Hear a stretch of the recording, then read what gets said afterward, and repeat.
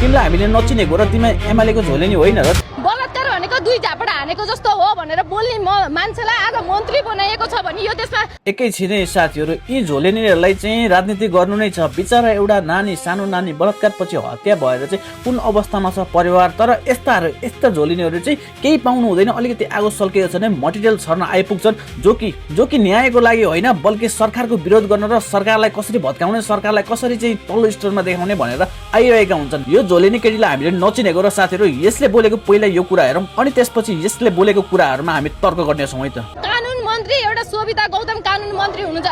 उहाँले नै केही समय अगाडि इन्टरभ्यूमा के भन्नुभएको थियो, बलात्कार भनेको दुई झापडा हानेको जस्तो हो भनेर बोल्ने मान्छेलाई आज मन्त्री बनाइएको छ भने यो देशमा छोरीहरूले न्याय पाउँछन् भनेर कसरी आश गर्ने?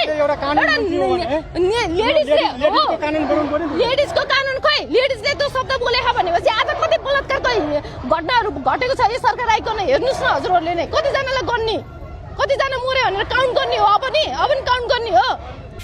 यही सरकार आएपछि मात्रै बलात्कार भएको हो, यही सरकार आएपछि मात्रै हत्या भएको। तिमीले नि नानी वास्तवमा भन्नुपर्दा तिमीले न्यायको लागि आएको होइनौ के, तिमीले चाहिँ यो लाजमाथि टेकेर चाहिँ राजनीति गरिरहेको छौ के। तिमीलाई हामीले नचिनेको र तिमी एमालेको झोलेनी होइन र तिमी पहिले पनि माइती घरमा आएर जे पाए त्यही बोल्ने होइन र एउटा तिमीहरूलाई भनेको एउटा सानो आगोको झिल्को मात्रै चाहिएको छ जहाँ चाहिँ गएर तिमीहरू पेट्रोल छर्किन सकोस् र यो सरकारलाई पुरै तरह बदनाम गर्न सकोस्, पुरै यो सरकारको आलोचना गर्न सकोस्। आलोचना नगर्ने आलोचना गर्नुपर्छ तर चाहिँदो गर्नुपर्छ। तर तिम्रो कुरा सुन्दा चाहिँ के भयो भने न्यायको लागि चाहिँ माग एउटतिर छ तर देखाइरहेछ कसलाई चाहिँ मन्त्रीलाई चाहिँ दोषी देखाइरहेछ। यसको मतलब के हो? तिमीलाई हामीले त चिनेको छैन त, तिमी झोलेनी हो, तिमी झोलेनी हो। जहिले पनि माइती घरमा आएर फ्याउ फ्याउ गर्ने हो तिमी। र तिमी जस्तोलाई चाहिँ जनताले चिनिसकेको छन् कि माइती घरमा आएर ट्याउ ट्याउ ट्याउ ट्याउ गर्ने तिमी भनेको एउटा एमालेको झोलेनी हो। मुख छ भन्दैमा प्यार प्यार प्यार प्यार मात्र गरेर हुँदैन। वास्तवमा के हो, साँच्चै न्यायको पक्षमा बोल्ने हो कि मन्त्रीको दोषीको के भनेर चाहिँ देखाउने हो त? यो सरकार भर्खरको तिम्रा बाउ केपी शर्मा प्रचण्डले बनाएको नियमहरूमा चाहिँ संविधानमै छ कि फाँसी दिन मिल्दैन। अब त्यो कुराहरूलाई लिएर चाहिँ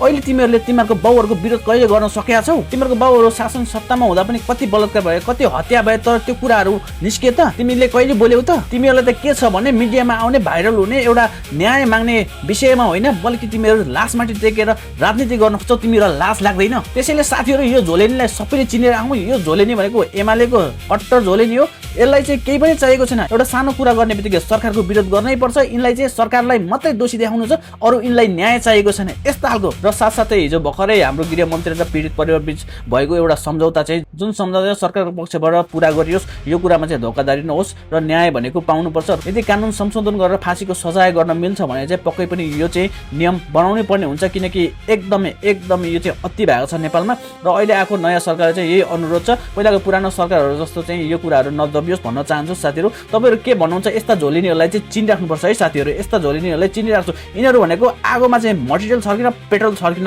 आएका मात्रै हुन्। यिनीहरू न्यायको पक्षमा आएका होइन नै।